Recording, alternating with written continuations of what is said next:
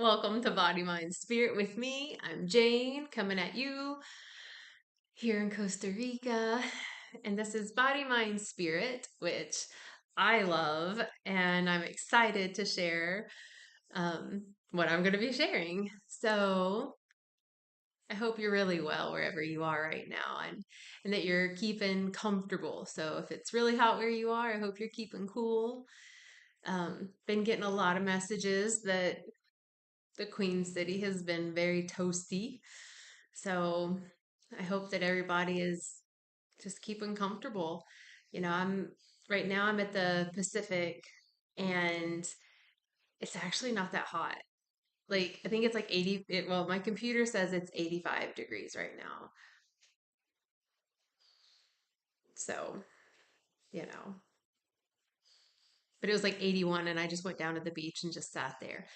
Which the waves were so big. Oh my gosh, I was walking down there and the waves were like big and they were coming in fast. It was like big wave fast. And I was like, whoa, it's like the ocean was caffeinated.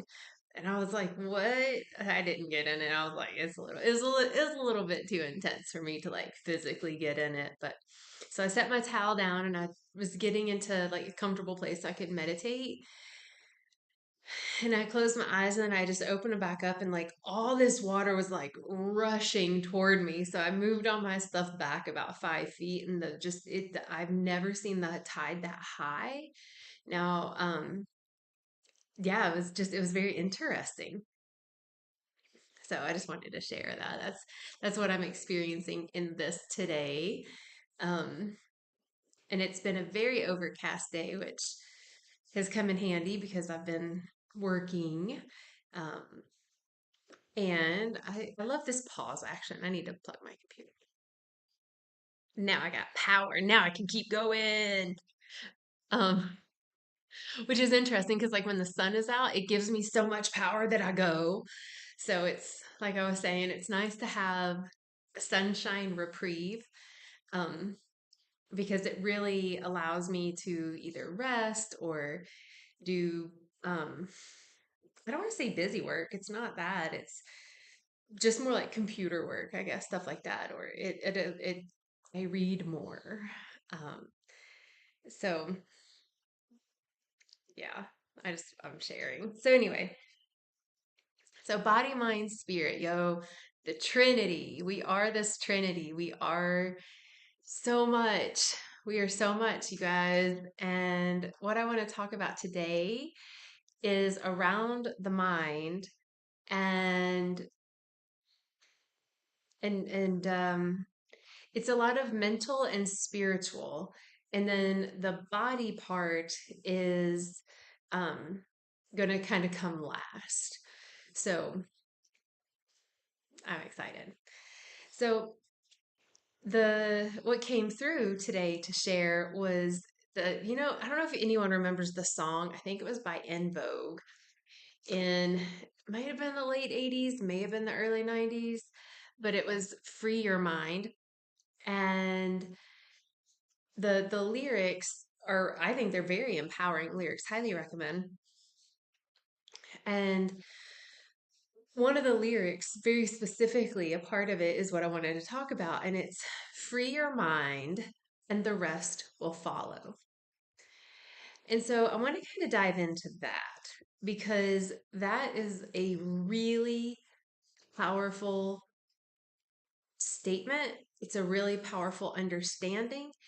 And as that statement is understood, applying that statement into our reality can be a massive game changer.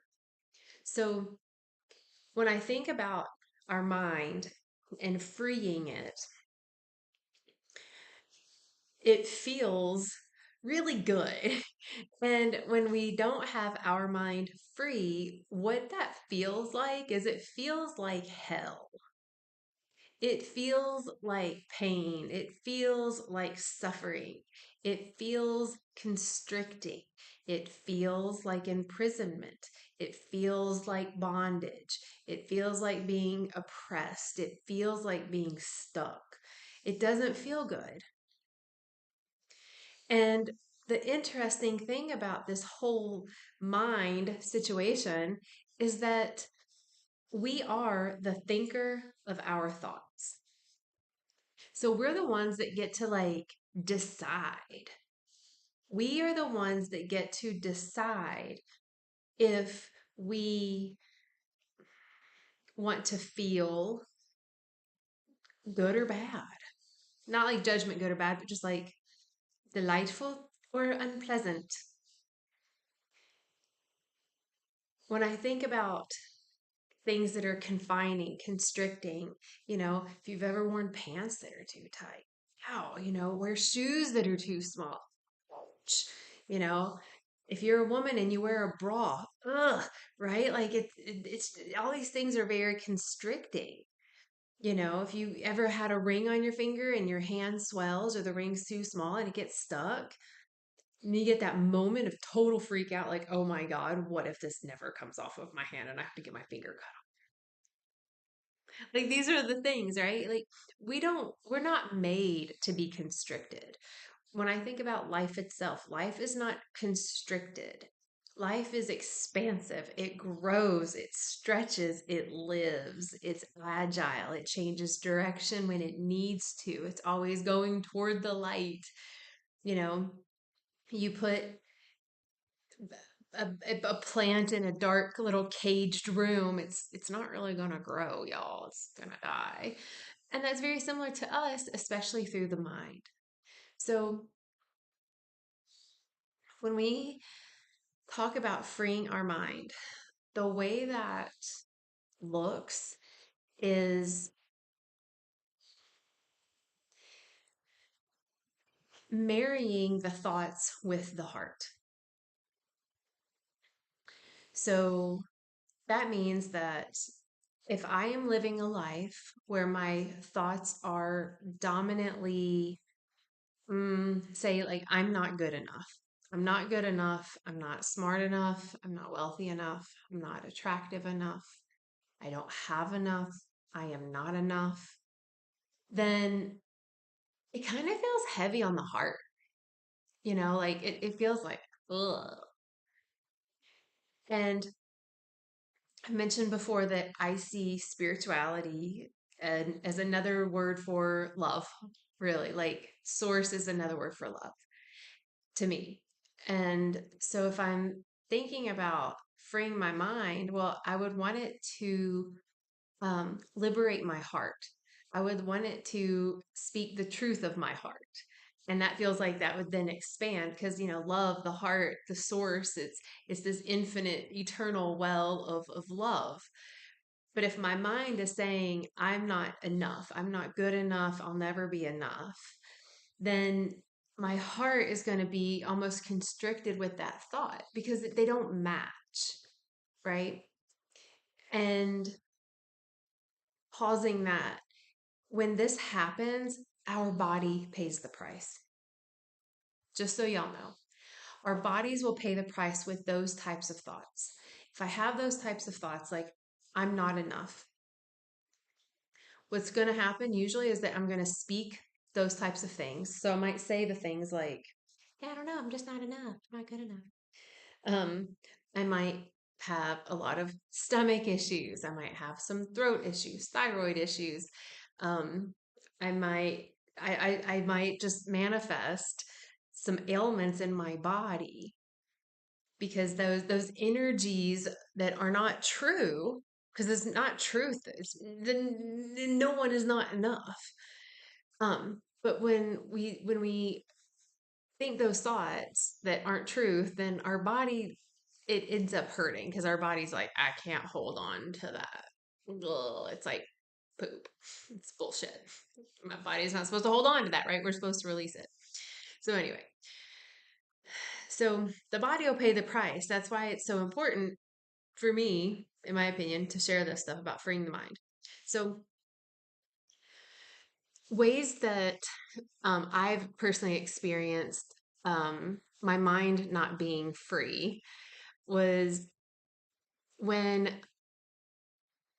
I believed that everything that I did was a burden, like everything. I wouldn't want to ask for help opening up a jar because I didn't want to be a burden. You know, I didn't want to ask anyone to come pick me up because I didn't want to be a burden. So I always drove. You know, I didn't want to be a burden. And so what that did was it overextended my physical body. My body got to do without some things like pickles or whatever, right? Couldn't get the jar open. Um, I ended up not having as many connections with people because we like to help each other, like truth be told, we actually like to be of service to each other. Um, and so I was like holding myself small. I was holding myself in this prison and in this story of that my mind was telling me that I wasn't good enough to receive help or support. Then it felt like hell. It felt alone. I felt lonely. I felt um, frustrated. I felt tired. I felt unlovable. Like so many things. And that, wouldn't that be hell? Like if we think about what hell would be, it's that. It's all the things you don't want. Well, when we think about it, it's like, yeah, I don't want nails on a chalkboard. Yeah, okay, I get it. But really, I don't want to be abandoned or, ridiculed or like whatever, you know? So, anyway, so we can, when, here, this is what I want to say. Sometimes we can recognize where our mind is not telling us the truth. So, to free our mind, I get to realize that some of my thoughts aren't necessarily they're mine because I'm thinking them, but they're not mine because of maybe where I got them. For example, the I'm a burden thing, there's no way I came into my form as a baby and thought, I am a burden. No, it took the patterns that I grew up in, from a brother that did this, a mom that did that, a dad that did that. That's what I saw on the news, on the media, on TV shows, in the magazines. It's the church, the school, society, like everything around us tells us these stories. And then our mind will continue thinking them, thinking that it's true. But it's not because you're the thinker of your thoughts. So you can think anything you want. And then that's what makes it true, right? So when I'm kind of thinking about this, like, okay, well, if I'm the thinker of my thoughts, but I don't want to think things that hurt my body. I don't. I don't want to think thoughts that'll hurt my body. I want to um I'd like to think thoughts that connect me with my body and that connect me with other people that feel good, that feel like love, right? Like body, mind, spirit. I want to think thoughts that help me feel connected to spirit, my higher self, the earth, the spirit of nature, whatever. Like I want to feel those things. But if the thoughts that I'm thinking are always on this like little hamster wheel that's like, you're not good enough, I always fail. That's a thought, Oh, it's too late. Says who? Oh yeah, that's right. Says that media or says that magazine or says the our culture. Like it's so kind of recognizing your own thoughts. Like recognize what thoughts have been holding you in hell? What thoughts have been holding you hostage? What thoughts have been holding you small? What thoughts have been holding you from connecting with love or in relationships? Or what thoughts have been holding you back from traveling or from settling down or from taking that job? Or what thoughts have been keeping you from quitting that job that you can hate, right? Like, because no, that's the only thing that would stop us are our thoughts. Thoughts will stop actions. Thoughts will stop relationships. Thoughts can stop our natural growth pattern. And it doesn't mean that when we change our thoughts that everything becomes easy. It means it makes it though more navigable. We can navigate it. And if we can navigate it, then We feel more supported. We feel more easeful. We feel more clear, more calm, more steady. It's like if I'm a captain of my own ship and I know my vessel, I know the winds, I know the sea. You know, I have experience with it, and if I hit a big storm, I might still be scared. I might still be afraid, but I can't take my hands off the wheel and be like, "Yeah, I'm just not good enough." You know, I'm not good enough. You know, I didn't get that degree that says that I know how to handle this storm, so yeah, I'm just gonna give up. No, man, that no way that would happen because then like they would die. So imagine that being you, and you're living your life on this stormy sea of life, right? Like the ocean that I just saw like an hour or two ago. You know that I didn't turn around. I was just like, let me just be in a safe place, and I'm gonna watch it. You know, we don't just give up, but our thoughts will make us give up. We're not here to give up. We're here to keep going, try new things, be uncomfortable, be afraid, you know, but we're made to be liberated. We're here to free our mind so that the heart is what we get to hear and follow and honor and devote our life to, whatever that looks like to you. You know, if your devotion is to love or peace or joy or life or creative energy or whatever, but your mind is telling you that you're not good enough, then you're not going to be living your life's purpose. Whatever your life's purpose is. I mean, or your life's purpose is to live. Like, I mean, it's pretty basic. So you're doing a great job. You're winning, I promise. But like we want to do something. And I see so many people, and I've been that person where my mind was keeping me in hell, you know, man. Like my mind, it was telling me that I was ugly, I wasn't good enough, that I would only be good enough if I were prettier.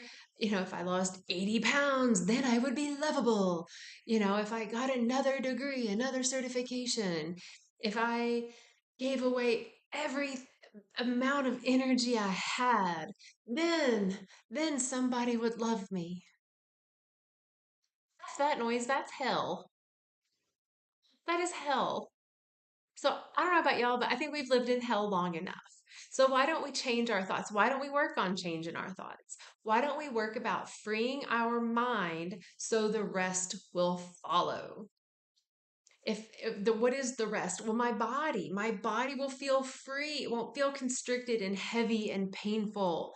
It feels open and expansive and comfortable.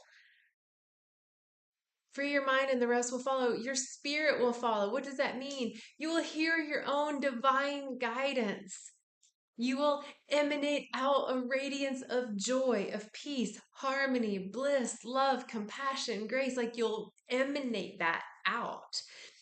But if the mind is like, nah, nah, nah, don't be too loud. You're too loud. You're going to draw too much attention. Don't look like an idiot. Well, you just confine your soul's expression. We're silly gooses. I've done this so much in my life. Like it's not that I'm like above it. I'm just beyond it. I'm done with it. Like declaring it. Don't want to let my mind constrict the expression of life through me. I want my life to be lived. I want my life to be lived so big and so full that when I'm taking those last couple breaths, I'm like, fuck yeah, I did it. I did some dumb shit. I did. I did some dumb shit. Man, I lived though. And not did I just live because of all the drugs I did and the partying I did and how late I stayed up and all the harmful things I did, because we all have those stories too. But like how much love I lived, how many people I got to meet, how many lives I got to touch, how many lives got to touch me, you know, the places I've seen, the foods I've tasted, like all these things. But if my mind is telling me that I don't deserve to have those things. I'm not worthy of experiencing these goodness things. Then my spirit doesn't get to be free. My body doesn't get to be free. My life is not freed. I'm being held hostage by my mind. So I want to offer some tools. Because here's the thing, we're still going to have the thoughts, y'all. We're still going to have the thoughts because we live in a collective consciousness. So even if you don't have necessarily necessarily these thoughts. You might have a best friend, a brother, a sister, a coworker that says these things, and you don't want to just like ignore them, right? And you don't want to like be their savior. So it's like the tools that I'm about to share can be used for ourselves, and it can also be used for someone else. The way it can be used for someone else is, have you ever like said something to someone and someone's really, you're happy for someone, or they look beautiful or whatever, and you're like, oh my God, you look beautiful, and they're like, well, you know, um, well, this would look better if I were more muscular. Or, I love that you have a car. Yeah, but it's not paid off. Or whatever. Like, you say something to someone, and the first thing that they say is something kind of heavy, kind of like complaining. Um, the meh, meh, oh, um, and it's really easy to feed into that, right? So it's like, oh, hey, I like your shirt. You look handsome today. And they're like, oh, this old shirt, it was given to me. I can't even afford a new shirt because this is what happened in my job, and they don't like me, and I won't give me a raise, and I'm never getting a raise. I never have enough money, and blah, blah, blah. What we do a lot of times is we will listen, or we try to tell them that they're wrong, right? Like, no, no, like you'll get a raise eventually, but we're just feeding into their mental hell, right? So there are ways. So what I'm going to share is how we can apply this to ourselves and apply this to others. I just wanted to give an example of what the others could look like when we're in a conversation with someone.